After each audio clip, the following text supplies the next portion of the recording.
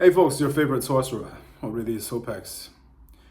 And in this video, I want to answer a question that I've received in regards to servitors and how to get a servitor to work. Now, for those of you who don't know what a servitor is a thought form, essentially a spirit that has been created for you, or you might have created that yourself, or you might have received it from a demon that you work with. In this case, it's called a familiar, or other spiritual entities, not just demons. They can grant you familiars. And what their job is, they work on something very specific on your behalf. Usually a familiar or a servitor is created for something that is supposed to happen long-term, or something that is ongoing, if that makes sense. Okay, so it's not just a one-time thing. It's something that happens continuously. But you can also create them, even though then it's probably not worth the effort. But you could potentially create them for one specific outcome, one specific job. So you could say that's kind of like spiritual artificial intelligence, or an algorithm that runs in your system with a specific purpose, right? Directs energy towards a specific outcome constantly. Now, in order to illustrate my answer, I'm going to use another image, which is basically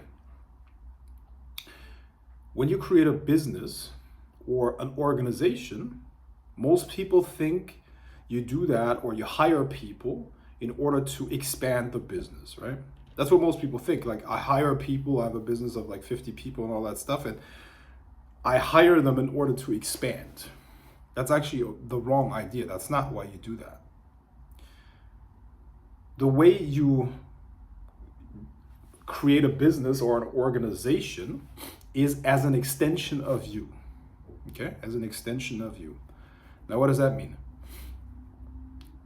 Done in the right way, a business is always the solution of a problem or multiple problems, or creating something that other people want, whatever. What you would do is you would, let's say, solve a problem in the form of a product. Then you would codify how that product is produced, so other people can do it in the way that you wanted it to be produced.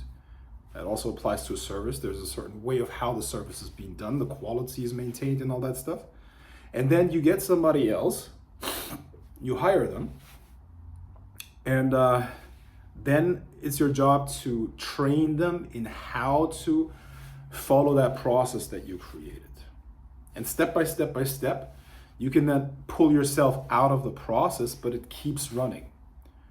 Okay, so the product is still being delivered, the process or the service is still being done, but you're not involved in it directly, but the solution that you created is still there. It's being created and delivered in the quality that you wanted it to be done, but you have your time back. So somebody that you hire is essentially somebody that maintains the quality of the service, that keeps delivering the product, but you have bought your time back, so to speak. So you can do the same thing with another service, with another product, with another service, another product, and so on and so forth, you see?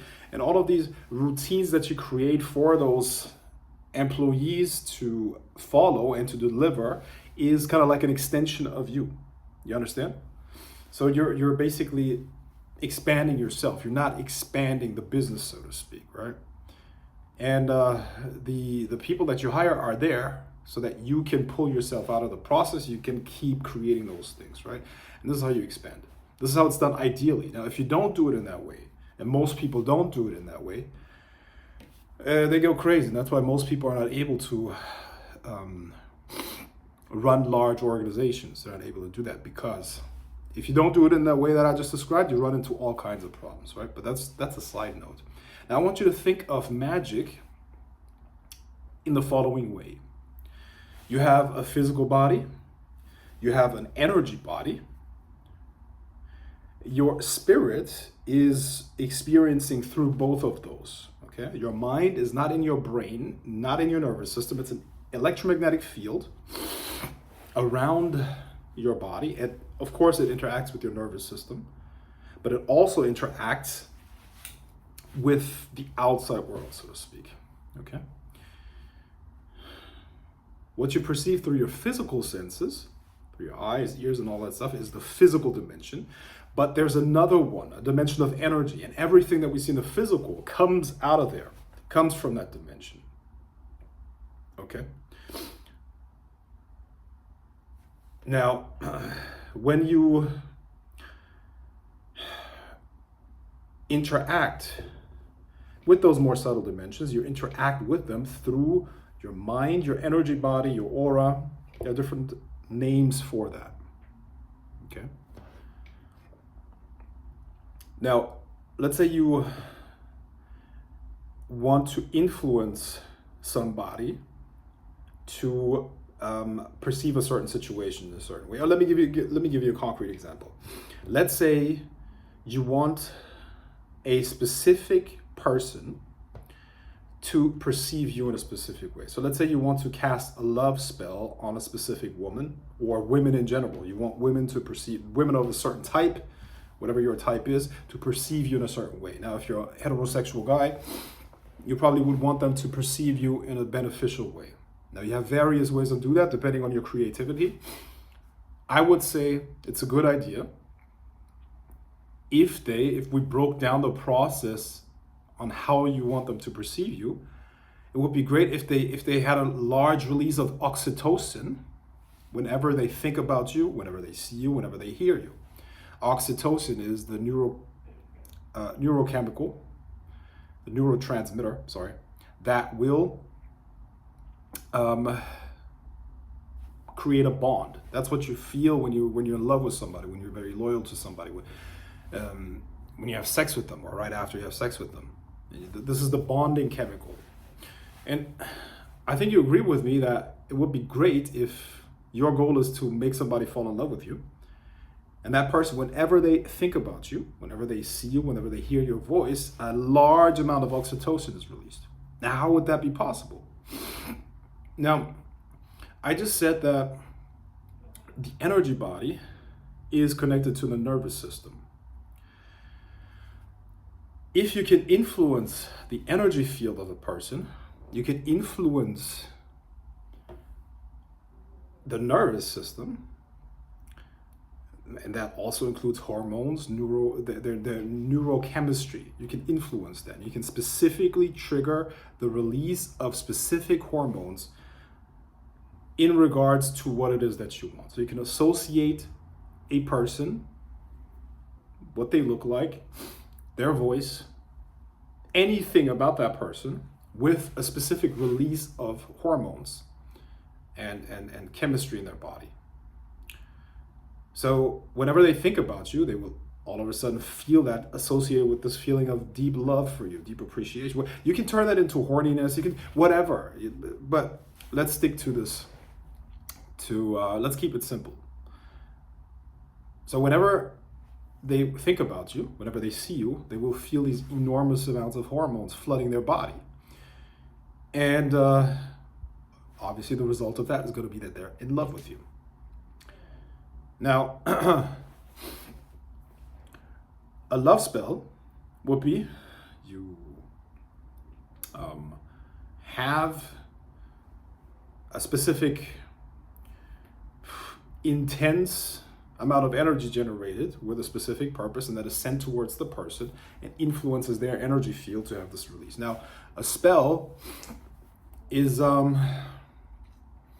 something that could work, but it's usually not something that can work very, very long. Okay, it can work for, the longest I've seen love spells work without the person actually, like, of course, you could make them fall in love with you initially, and then develop the relationship, and they stay with you. But usually, love spells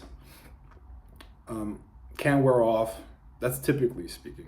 Typically, love spells wear off between 3 to 6 months during that time frame.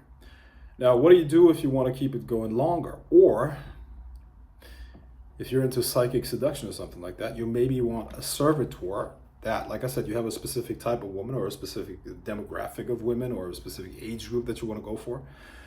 What if you could create a servitor, meaning a spirit with a specific job that is attached to your aura, and whenever a woman like that is around, on autopilot, you don't have to think about it consciously at all, on autopilot, it affects their aura with those specific instructions. So their aura would then cause the nervous system and the brain to release this cocktail of being in love with you, being like, you know what that feels like. When she looks at you with those eyes, you know, like this dreamy look, and it's almost hypnotized. You know, she's hypnotized by you. She doesn't see anything else. She's dreaming. She looks at you like you're, I don't know, she's in love with you. We all know what that feels like. That's oxytocin, all right? Now, you could also include some horniness. Now, for that, you will have to trigger some testosterone. It's a very peculiar mix, okay? It's a real art that goes into that. But the point is, let's say you like, I don't know what your type is. I don't know. Let's say you like tall, tall Latinas or something like that. I don't know. Or short, doesn't even matter. Let's say you like Latinas or something like that, right? That's your type. You create that servitor, and whenever a Latina is around in that age group, in that age bracket, whenever she's your type, the servitor has been programmed. She sees you, and it's love on first sight. Boom. Now, of course, it's going to be easy to talk to her, and then you start a conversation. And like, you're so fascinating, you see? This guy's so fascinating. I don't know why. It just feels different. At that point, she's not going to have a boyfriend, even if she has one. And you take it from there. I mean, what I'm trying to say is essentially, it gives you a lot of choice. I'm not saying that you have to do it with all of them. Absolutely not. I actually would recommend you don't do that. You know, like, we have to keep balance in our lives, okay? Now, there are people that do that professionally. Their job, full-time job, is to pick up chicks. But even those guys don't do all women that they could have, okay? So what I'm trying to say is, you got to be specific. You can't be like a kid in a candy store. You can't just eat everything. You're going to feel sick afterwards.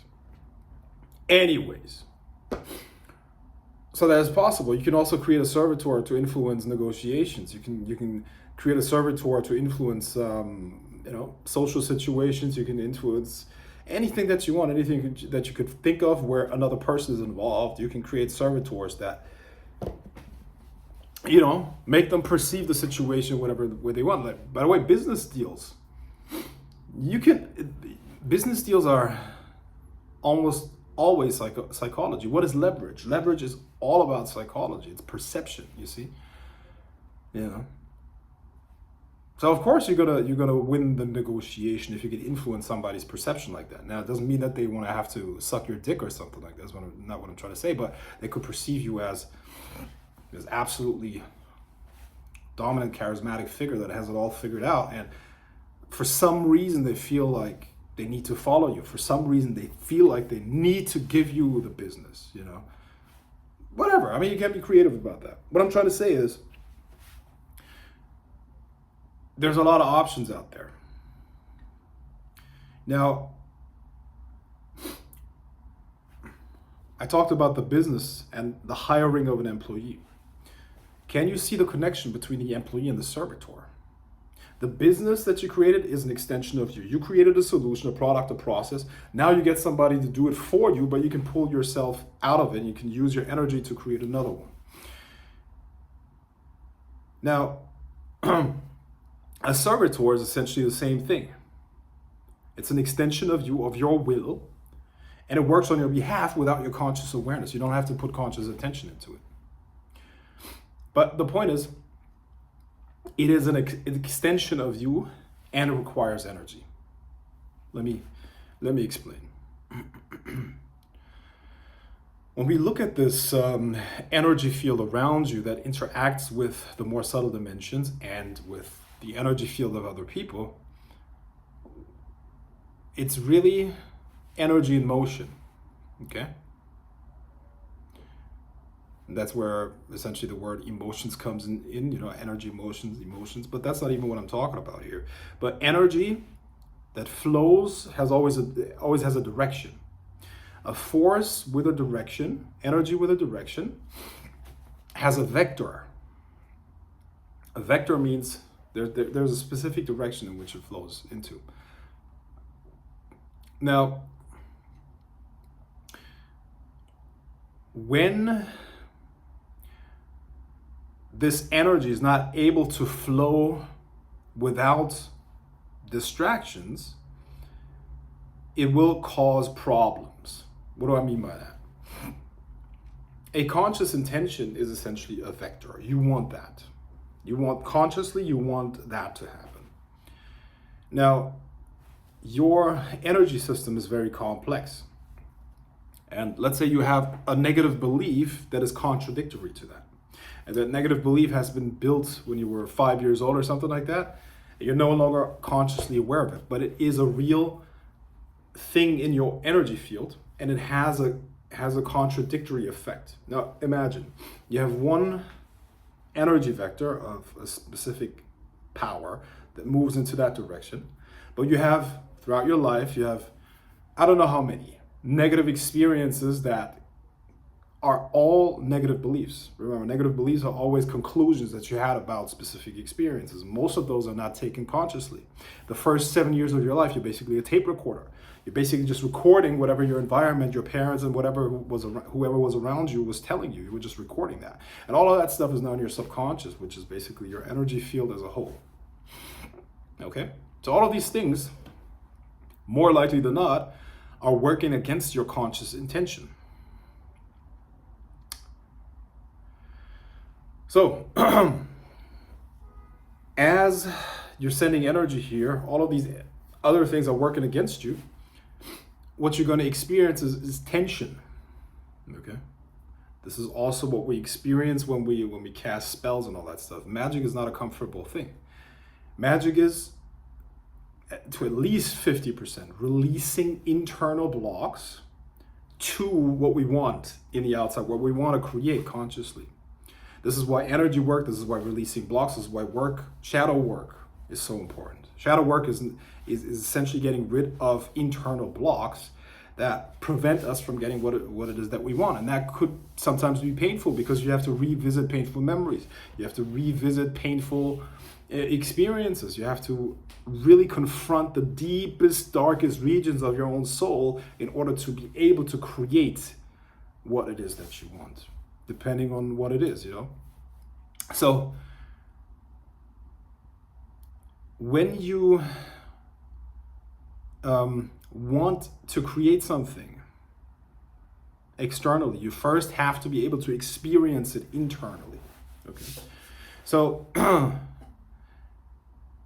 this servitor is working, okay, but this energy is not able to bring you what it is that you want because this internal stuff is working against it. Okay. So how do you deal with that? How do you actually deal with that? Now, here's the thing. First of all, you have to know how many blocks are there, or rather, if you have blocks. So let's say this guy has a servitor that is supposed to manifest lovers or beautiful women that are into him and all that stuff, right? Now, most of his life wasn't like that. So he has a lot of painful and negative memories around that subject. Energy vectors that are working against the influence of the servitor that is supposed to bring him that. So what is going to happen? Now, usually nothing, because the energy is being prevented from actually bringing him what it is that you want. Or the signal, think about it, it's a signal. So let's say the signal that is supposed to create that attraction in the other person is jammed. Remember or imagine a radio station with a jammed signal. It's not clear, you see. All of this energy is messing up the signal, so the result that you're going to get is not going to be good, So you have to take that into consideration. Now, there's a rule of thumb. If you're able to close your eyes and daydream about a situation that you would want to experience for 10 minutes, and there's nothing negative happening in your imagination, you probably have very, very little energy blocks in regards to that. Okay. Usually, what's going to happen is, because these your contradictory energy, the energy vectors that are working against it, are going to create scenarios in your mind that are not good. So let's say let's stick to this example. Consciously, you want to be with these beautiful big booty Latinas or something like that, and you're visualizing that, but you have a lot of negative beliefs when it comes to that. You start imagining yourself in that situation. You start touching her hair. Oh, she smells amazing, blah, blah, blah. Oh, she's so beautiful. And then whatever, for some reason, somebody punches you in the face or something like that. You get what I'm saying? So the daydream is not going to be without negative consequences. So this energy is working against you, you see? And unless you're able to daydream about the situation for 10 minutes without any negative visuals coming up, you will have blocks there. You see? So, most things that you would want, you will have negative blocks. Part of the process of manifesting it is releasing those blocks. But you have to be present while you're doing it. So first of all, the servitor, in order to get powerful, needs feeding. It needs energy. I teach how to feed them in a very specific way. But as you're feeding them, you need to be present. You can't do that. You can't just, I heard people do it, they feed without being present. They think they can do that kind of like as a sideshow and work on something else consciously. Think about it. That is contradictory. That would be contradictory. Why? Because the information that you're getting through a screen, for example, as you're working on your computer or watching a video, you're getting energy in there. What you're doing is, though, you're feeding energy to this servitor, which is supposed to bring up all those negative blocks, so they can be released. But as you're bringing in new information, new energy, you're jamming the signal even further. So when you're energizing, when you're feeding the servitor, you need to be present, you need to be there, you need to release as you're doing it. You see what I mean? So in the first phases of energizing that servitor, you're primarily going to go through negative memories because they need to be cleared out before the signal can be actually sent out clearly, you see. So this needs to be done continuously, which will take time. You have to work through those internal blocks. This is why these negative memories come up. This is why these painful memories come up. The mind works through association. So the good things and the bad things that are associated with each other will be stored in the same category, if that makes sense, okay? This is why you get tired when you start thinking about your goals. This is why you can't sit down and just, plan out your future without feeling weird or without feeling this resistance or without getting tired or something like that. It's because subconsciously you're being reminded of all the fuck-ups in the past, and that makes you tired. That drains you of your energy. This is also why you need to close cycles in your life, but that takes us too far right now. It's not even what I want to talk about. How to deal with your mind and how to manage it is a completely different story. But what you have to understand is that the servitor needs a lot of energy. Okay. So you have to feed it energy. It will do its job outside of your conscious awareness, and when you're out, it's going to do it automatically, but it needs the energy to do so. So when you're doing your practice on a daily basis, when you do your meditations, your rituals and stuff like that, take time out to energize the servitor as well. Understand that you need to release your internal blocks as you're doing that. You need to be present as you're doing that. And you need to be able to experience that situation within yourself without any problems first before it can materialize externally. If you have any blocks in regards to that, it will not materialize externally. You know? So if you have any hung-ups, or if you're hung up on big booty Latinas in any way, shape, or form, maybe her big brother, maybe you had a big booty Latina, maybe, I don't know, okay, let's say maybe you had a Latina that you were in love with when you were a teenager, and then her older brother fucked you up. That's gonna affect you in the future. But you're gonna have to deal with that. You're gonna have to release it. So, and that applies to, of course, all topics. Yes, to anything. But you need to go through that. But the reward is obviously worth it. And after you've done it with those steps that I just mentioned, yes, of course, the servitor is gonna have the power to do what it is that you want. You're gonna get the results. You're gonna see the results, and the bitches are gonna love you for sure. Now, the footwork and the mundane work, you know, such as, I don't know, brush your teeth and take a shower, that goes without saying, obviously, right? Okay. Different video, different topic. All right, so hopefully that answers your question and gives you guys a little bit of an insight into this topic. And that being said, I'll see you in the next video. Bye-bye.